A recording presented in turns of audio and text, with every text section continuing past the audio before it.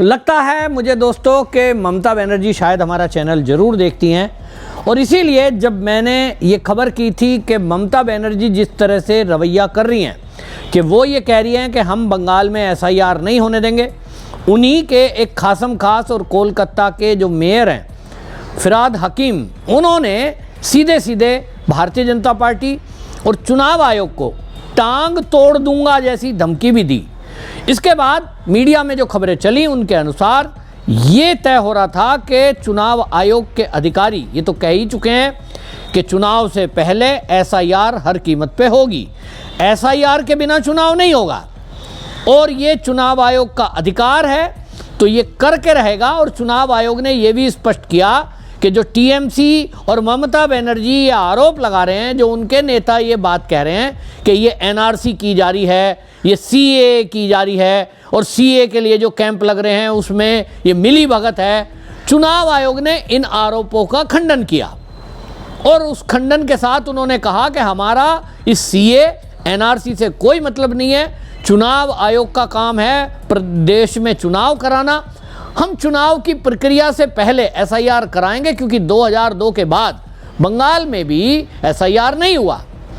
और इसीलिए उन्होंने जब ये तय कर दिया तो कानून के जानकार लोग ये कह रहे हैं कि ये जो संवैधानिक अधिकार है चुनाव आयोग के पास, ममता बनर्जी अगर इसको जबरन रोकने की कोशिश करेगी तो वो राष्ट्रपति शासन की रिकमेंडेशन के लिए राष्ट्रपति को कह सकते हैं। अब जब ये खबर लगी है तो ममता बनर्जी को लग रहा है कि इसको ऐसे तो रोका नहीं जा सकता, पब्लिक को कैसे भड़काया जाए, तो ममता बनर्जी नए हथकंडे लेके आई है और ममता बनर्जी ने एक बंगाल में आत्महत्या किसी व्यक्ति ने कर दी। मृतक का नाम प्रदीप कर है, 57 साल के इस आदमी की लाश जो है वो फंदे से लटकी हुई, फांसी के फंदे से लटकी हुई पाई गई तो ममता बनर्जी ने उसके नाम से एक्स पर पोस्ट कर दिया और ममता बनर्जी ने लिखा कि ये जो मौत हुई है ये एनआरसी के डर से हुई है। अब आप सोचिए, एक राज्य की मुख्यमंत्री पहले वो सीधे सीधे एसआईआर को करने को लेकर धमकी देती है, उनके नेता चुनाव आयोग को टांग तोड़ने की बात करते हैं, उनके कार्यकर्ता जगह जगह ये बोल रहे हैं कि हम किसी भी कीमत पे एसआईआर नहीं होने देंगे। अब जब उनकी वो धमकी और वो सब एजेंडा नहीं चला तो वो अब बंगाल में हो रही हत्या या आत्महत्याओं को ये बताएंगे कि साहब ये एनआरसी की वजह से है। सोचिए किस कदर भयंकर ये है। लॉ एंड ऑर्डर की सिचुएशन को बिगाड़ने में यदि सरकार ही लग जाए तो कौन सुधारेगा, क्योंकि राज्य की पुलिस तो ममता बनर्जी के इशारे पे काम करेगी। और अगर एक मुख्यमंत्री ही ये कह रहा है कि एनआरसी की वजह से लोग ने आत्महत्या कर रहे हैं, सीए नहीं होने देंगे, तो भाई कैसे होगी, क्योंकि जो राज्य की मिशनरी है काम तो उसी को करना है, वही अधिकारी हैं। एनआरसी सीए हो या एसआईआर हो, राज्य के कर्मचारी को ही चुनाव आयोग काम पे लगाता है।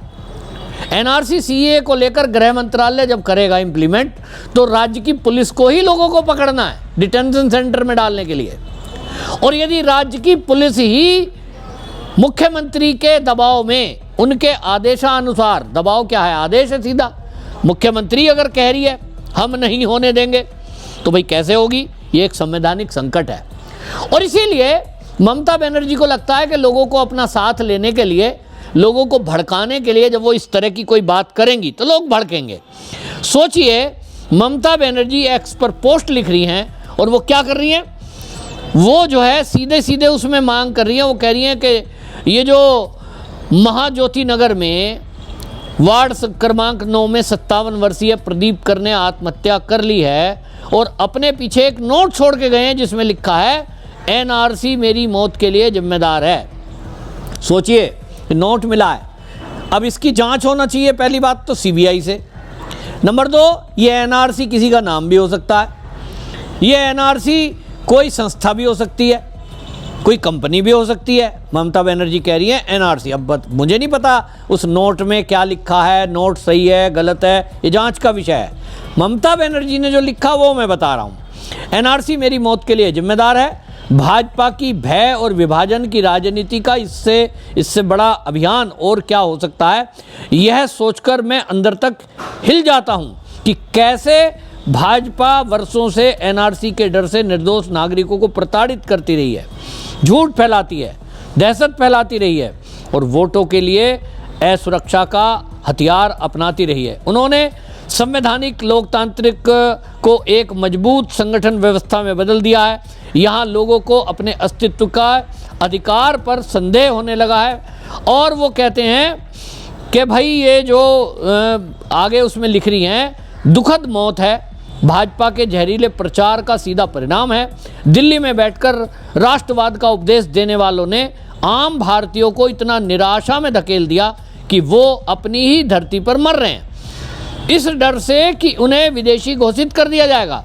मैं केंद्र सरकार से मांग करती हूं कि वह इस बेरहम खेल को हमेशा के लिए बंद करे। बंगाल कभी भी एनआरसी की अनुमति नहीं देगा और न ही किसी को हमारे लोगों को गरिमा और अपनत्व से वंचित करने की अनुमति होगी।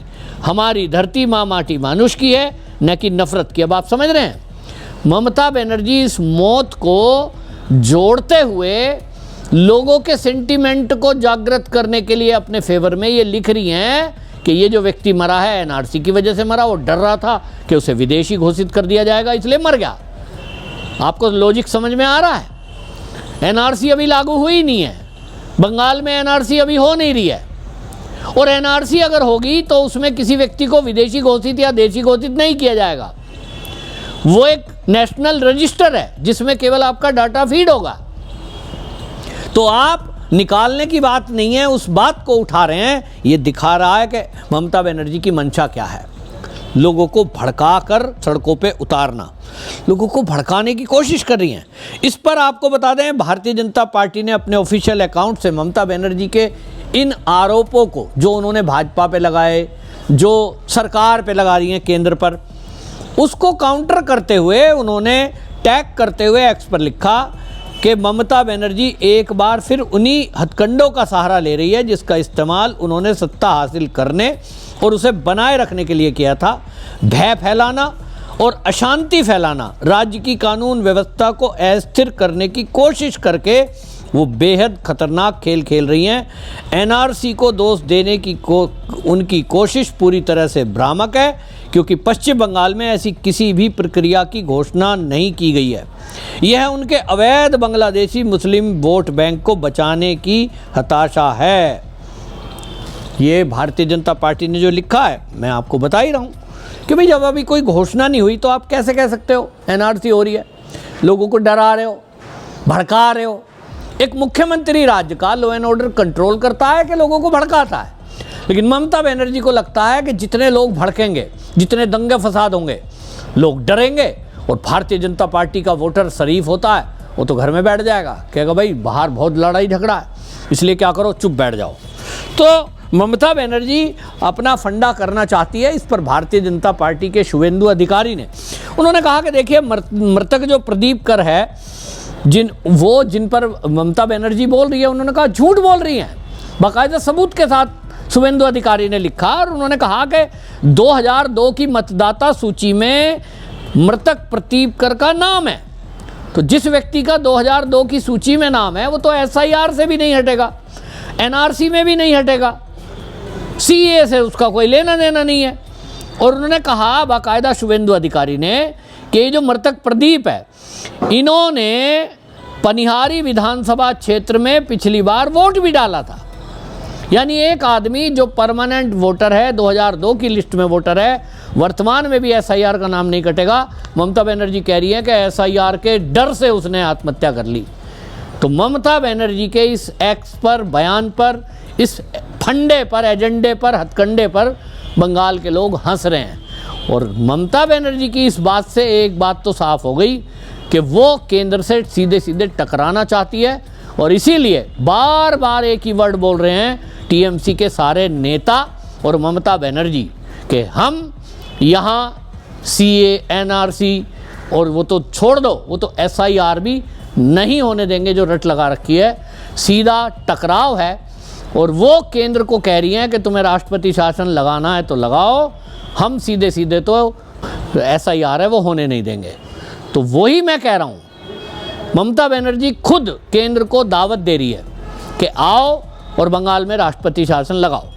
उसके अलावा कोई चारा ही नहीं बचेगा चुनाव आयोग के पास कि अगर आप चुनाव आयोग को धमकी दे रहे हो, मुख्यमंत्री मना कर रहा है, तो शासन प्रशासन के लोग कैसे काम करेंगे? वो तो दहशत में है।